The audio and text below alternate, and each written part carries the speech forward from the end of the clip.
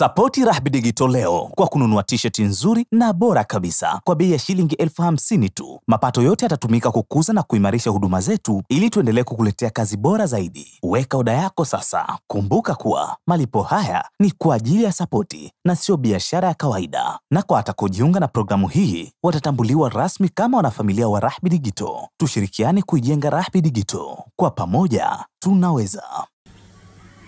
Mahmoud Abbas, rais wa mamlaka ya Palestina au jinsi anavyofahamika kama Abu Mazen, anasema kuwa atapeleka kikosi cha PA kwa ajili ya usaidizi wa kuzima moto mkali kabisa unaoendelea kuitafuna Israeli hivi sasa.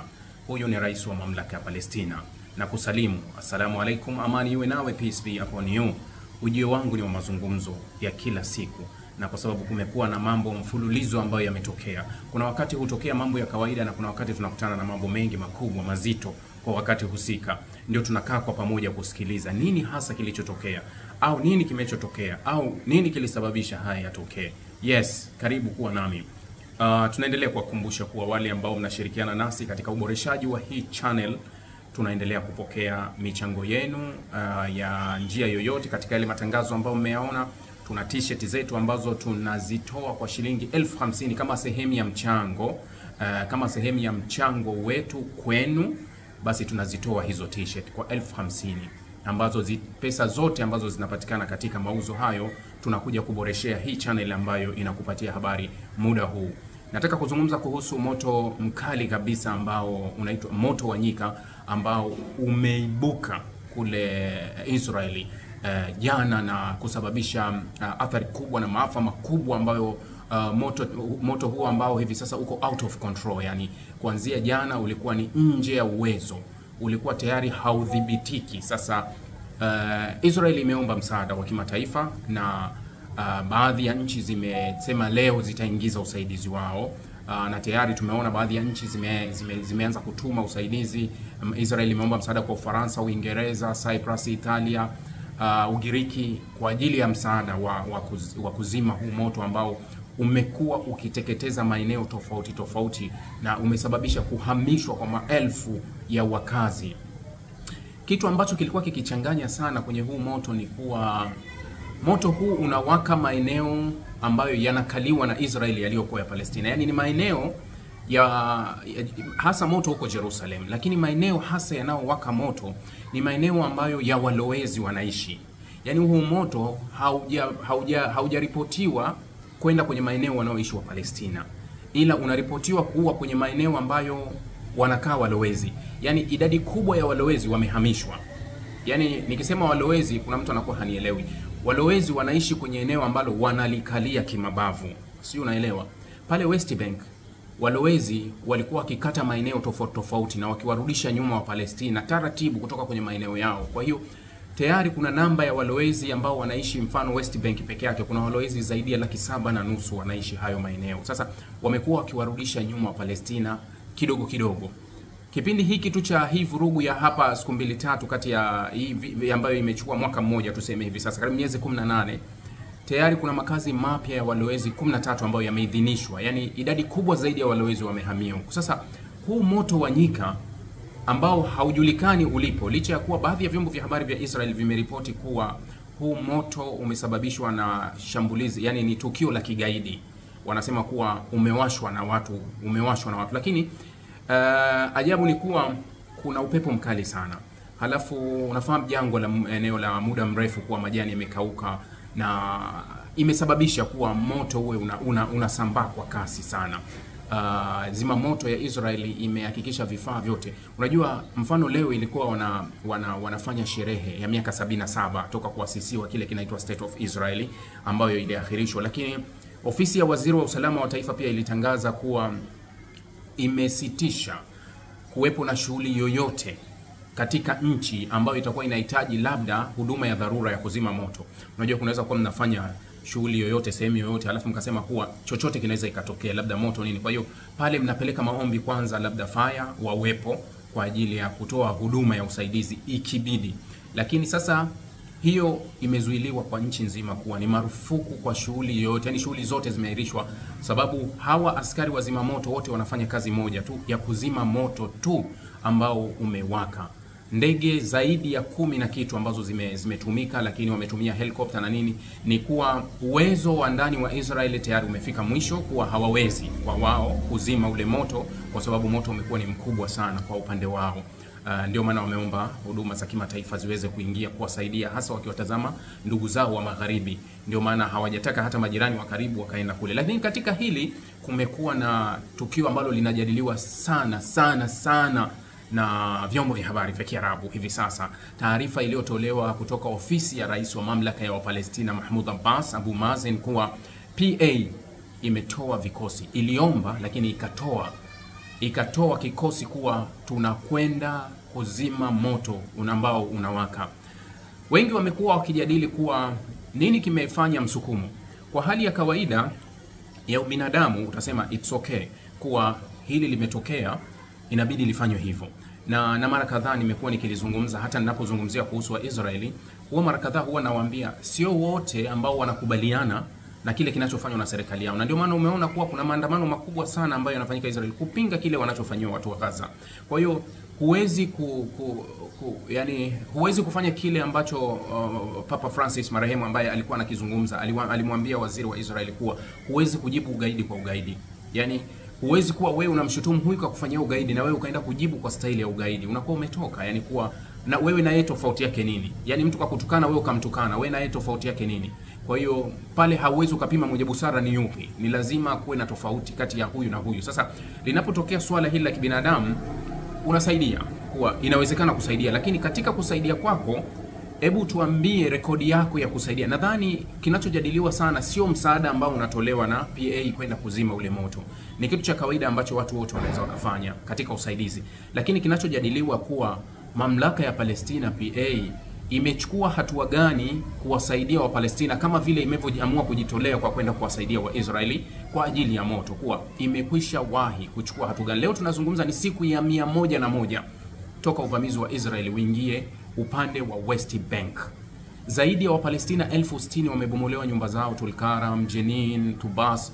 Hizi ni kambi za wakimbizi, hawana makazi, wanarandaranda na wamekimbia huko.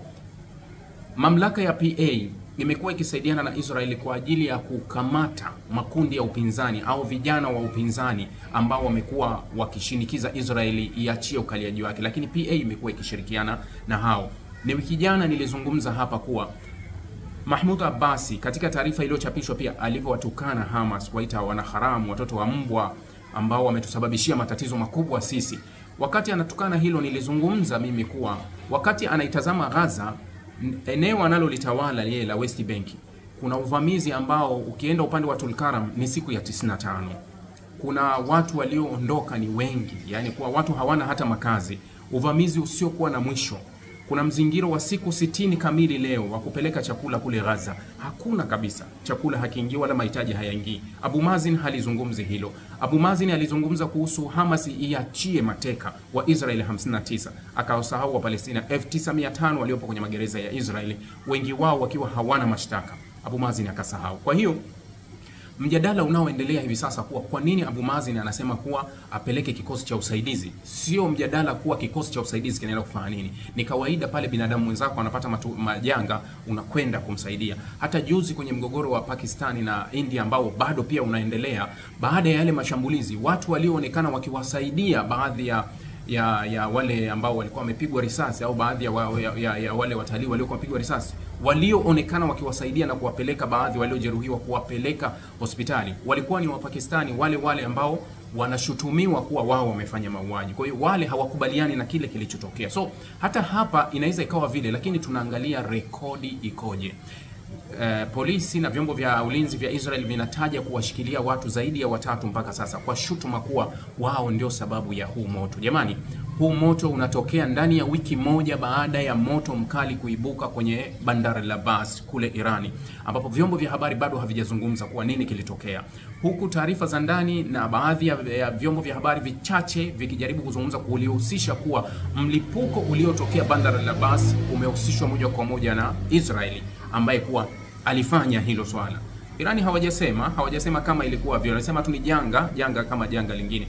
kwa sababu kuna wakati inabidi anapokufanyia uhuni mwenzako unaofanya uhuni kwa staili aliyokufanyia yeye. Hatuwezi kusema moja kwa moja huu moto wa Israel kwa umetokana na swala la ugaidi, kwa sababu hakuna uthibitisho mpaka sasa uliopo, isipokuwa kuna shutuma kwa watu fulani ambao wanashutumiwa kuwa ni kweli wamehusisha na hili swala, lakini hakuna uthibitisho rasmi unaothibitisha hili swala kwa kweli hili swala limetokana na ugaidi. Hata upande wa Irani hakuna uthibitisho wa kuwa mlipuko uliotokea Bandar al-Abbas ulikuwa ni mlipuko umeotokana na ugaidi, isipokuwa inaonekana kuwa ni janga lililotokea. Sasa yote yanajulikana, michezo ambayo wanachezeana inafahamika. Kwa hiyo kila mmoja aendelee kumchezea mchezo mwenzake, lakini kimya kimya, hakuna kulia.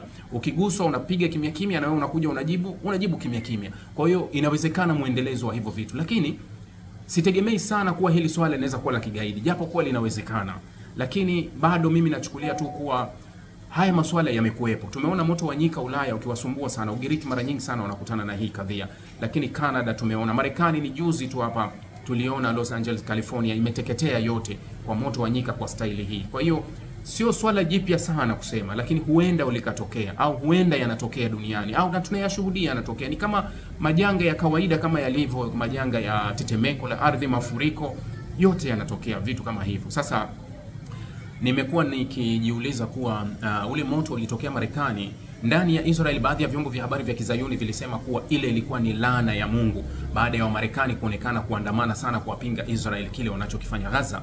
Ukirudi nyuma, mafuriko ya mwaka jana Marekani pia ambayo yalipiga kule Hawaii na maeneo mengine, walisema pia hiyo ilikuwa ni laana ya Mungu baada ya serikali ya Biden kuzuia kupeleka makombora ambayo Israel inatakiwa kuyatumia kule Rafa. Sasa ile laana ilikuwa ya Mungu. Nataka kuona kuwa mlipuko huu wa moto ambao hivi sasa bado unaendelea, je, huu ni nini? Yani kwa ni tukio gani na lenyewe ni laana au ni kitu gani? Nataka kusikiliza vyombo vya habari. Nimekuwa nikifuatilia karibu vyombo vya ndani vya Israel, nisikilize na wenyewe vinazungumzaje kuhusu hili tukio. Je, wanalichukulia kwa njia ile ile walichukulia kwa matukio mengine? Lakini katika hili habari kubwa gumzo ni kuwa mamlaka ya Palestina ya PA chini ya Rais Mahmoud Abbas, Abu Mazin, imeamua kupeleka kikosi cha zima moto kuwasaidia Waisraeli katika janga la moto. Lakini PA mpaka leo ndani ya siku 100 haijatoa msaada wa aina yoyote kwa wakazi zaidi ya 60,000 wa Palestina waliovunjiwa nyumba zao, waliokuwa hawana sehemu ya kuishi, ambao wanarandaranda na ambao wanakabiliana na Israeli karibu kila siku. PA haijatoa msaada wowote. Kwa hiyo mnaweza mkarudi pale kuwa Mahmoud Abbas ni nani? Je, PA hivi sasa bado tuseme kuwa inawajibika kwa mamlaka ya ndani ya Wapalestina? Je, PA ni chombo ambapo kipo kwa ajili ya Wapalestina, au PA ni chombo kilichowekwa kwa ajili ya maslahi ya nani? Jamani, hii ndio hali inaendelea. Tutaendelea kupeana update kadri zinavyokuja. Asanteni. Sapoti Rahby Digital leo kwa kununua t-shirt nzuri na bora kabisa kwa bei ya shilingi 50,000 tu. Mapato yote yatatumika kukuza na kuimarisha huduma zetu ili tuendelee kukuletea kazi bora zaidi. Weka oda yako sasa kwa WhatsApp namba 0672476301 au 0654467177. Kumbuka kuwa malipo haya ni kwa ajili ya sapoti na sio biashara ya kawaida. Na kwa atakaojiunga na programu hii watatambuliwa rasmi kama wanafamilia wa Rahby Digital. Tushirikiane kuijenga Rahby Digital. Kwa pamoja tunaweza.